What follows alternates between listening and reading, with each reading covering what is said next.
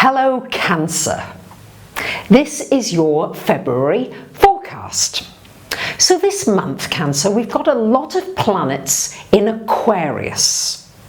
And Aquarius is the sign that likes to do things in their own individual way, that wants to be different, that wants to break out of all the rules and regulations and restrictions that you may have placed on yourself. So this is a great time to really think about, how can I do something differently? Am I doing the same old, and am I bored with myself? And if I'm bored with some of the things I'm doing, well, how are other people going to be feeling? So it's really time to free yourself from all the things that have been holding you back, holding you in place. That's the thing to keep in mind for this month, dear Cancerians, because you do like your safety, you do like to feel as though you've got a certain stability and a certain buffer zone, and just in case and what ifs. And this Aquarian energy is just telling you to throw a bit of that caution to the wind. Not all of it, because Cancerians, you don't do that. But just allow that freedom, that excited, childlike spirit to come forth, because your relationships are certainly going to benefit from that this month. Now, on the 8th of the month, we've got a new moon happening in Aquarius. And this new moon happening for you, along with the sun there for the first 3 weeks of the month, in this 8th house.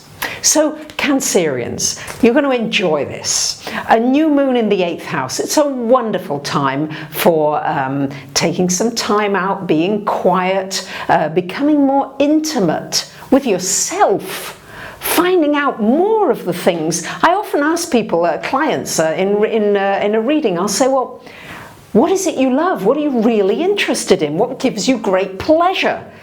And very often they come up with 1 or 2 things, maybe 3, but not a lot.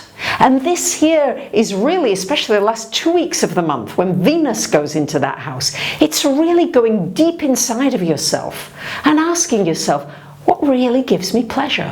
What do I really enjoy? Go more deeply into that. Because the more pleasure you're having, the more enjoyment that you're getting out of your daily, everyday life, the better your relationships are going to be, the better you're going to feel about yourself. And that's the kind of energy you'll be releasing into the world, which will just be very uplifting for you, dear Cancerians. Sometimes you get into those emotional states that, because you're so sensitive. Yes, but use that sensitivity to keep feeling in touch with the emotions of joy and pleasure, because that's going to be a big focus this month, because Venus and Mercury are coming together. So for the first couple of weeks of the month, we've got a lot happening in this house of relationship. And yes, Cancerians, I do know there's been some transformational things happening in relationships for you, probably since about 2008, actually, but it's continuing.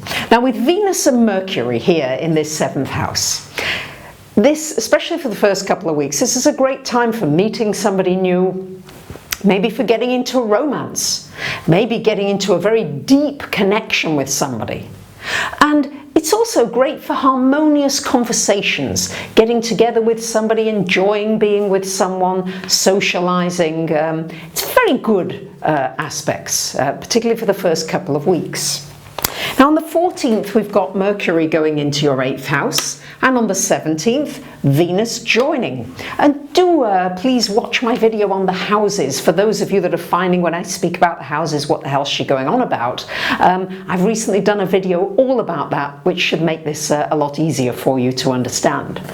So as you see, the last couple of weeks, we've got a lot going on in that house of intimacy.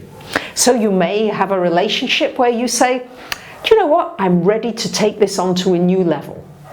You also may be looking at trust issues. Are you trusting too quickly and then getting hurt? Or are you just keeping walls around yourself and not allowing people into your life, and therefore feeling lonely and isolated? So these are going to be things that you might be looking at with that Venus energy coming into that 8th house. And it can also mean a very sensual, sexual, deep relationship happening for you as well. It also could be some good news about an inheritance, something financial, maybe somebody wanting to give you some money or contributing to you or giving you a grant or a scholarship of some sort. That too could be very nice with Venus and Mercury there too. Now on the 20th of the month, we've got the Sun coming into your 9th house, joining Neptune up there. So the Sun in the 9th house, this is a wonderful time for traveling, for going on a trip, for planning a trip. It's a wonderful time for connecting with people from overseas. And you maybe decide to publish something, to release something. Maybe you've been writing something or thinking of writing something. This would be a great time with the Sun joining Neptune there. So you might be doing something with film, media, anything that involves the visual arts of any kind, something creative, because many of you are very creative, super creative. That too may come out with that Sun in that 9th house for you. And on the 22nd of the month, we've got a full moon happening in your 3rd house. And this full moon joining Jupiter there. So full moon here in the 3rd. This could be a very good time for networking. Yes, maybe you've been working on maybe selling somebody an idea or getting a business going. The full moon can start to really manifest the right kinds of people, the right kinds of connections that you've been looking for could really come with that lovely full moon in your 3rd house. Could also be something coming to fruition with something you've been studying for a while, learning. It's like, okay, now it's really happening for me. I'm understanding something better. My skills are improving. I'm feeling more confident about myself. That too could really happen from that full moon in your 3rd house. Now, for a lot of the month, all of the month, sorry, we've got Mars in your 5th house. So this is a good month really for getting fit, for doing exercise, for really doing what you can to get your body really in shape, for those of you that want that.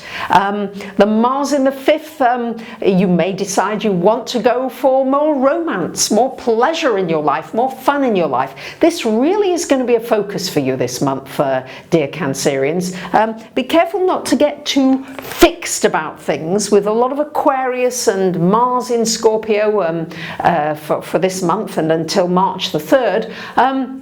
Just make sure that you're continuing with all the mutable energy this year to keep in mind that plans are okay, but just make sure they're not set in stone. Give yourself some freedom to maneuver and to change. So there you have it, my lovely Cancerians. I wish you a wonderful month. Thank you for commenting, sharing and subscribing. And don't forget to sign up for my free newsletter that comes out every 2 weeks, and I give you all kinds of other interesting astrological thoughts. Thanks for listening. Bye for now.